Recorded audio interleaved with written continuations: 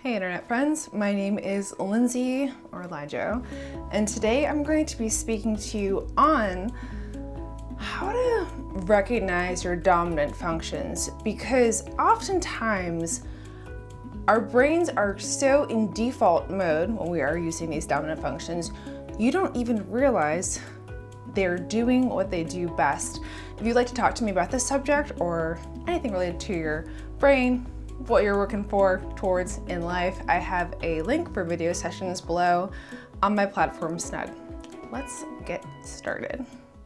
All right, so our dominant functions are the ways in which our brain essentially saves us. We call them savior functions in objective personality, and they are the functions that really get you through in life without realizing you're doing them. They are the parts of your brain that say you are responsible for this when nobody tells you you're responsible for it. Nobody's assigning you a task saying, hey, I need you to do this and that. Your brain is assigning you a task saying, you must do this and that because you are responsible, even if you don't want to do it, even if you don't like doing it. If you don't do it, then, and that's where we see the reflection of our inferior functions, the functions that we have this imbalance and kind of fear with will show themselves there. So the sense of responsibility I saw play out in kind of an unexpected way. Recently, someone was asking me, what kind of job would you not want to have? And I was thinking about it and I was like, man, you know what? I wouldn't want the job of a city engineer, like a city planner. And they're like, oh, that's funny. Like usually they say INTJs would be good at a job like that.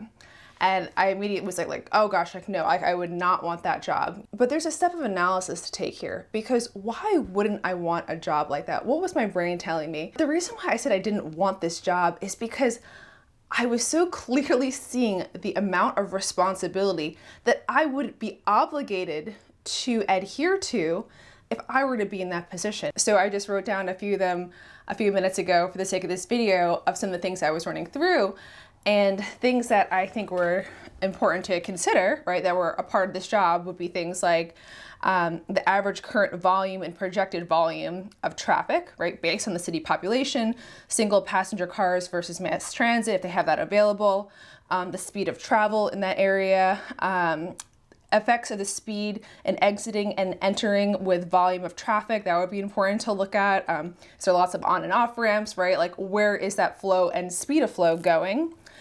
The location volume and expected volumes impact on traffic time. So is this going to be a highly populated area? Is it less populated?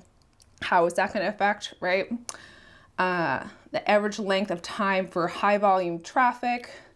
What portion of the day is that going to take up?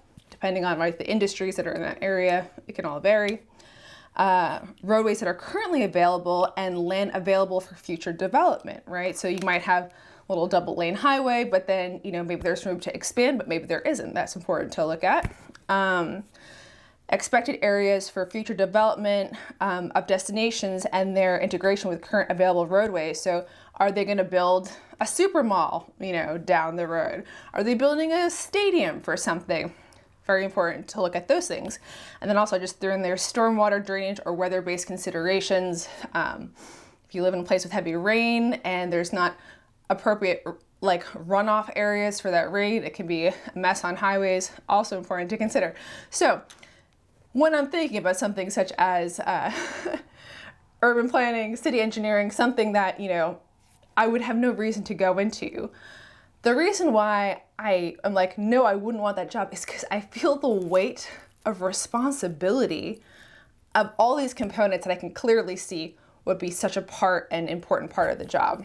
All right, so let's take a step back, because those same simulations that I was running in that instance is what I'm doing all day, every day, as life unfolds around me.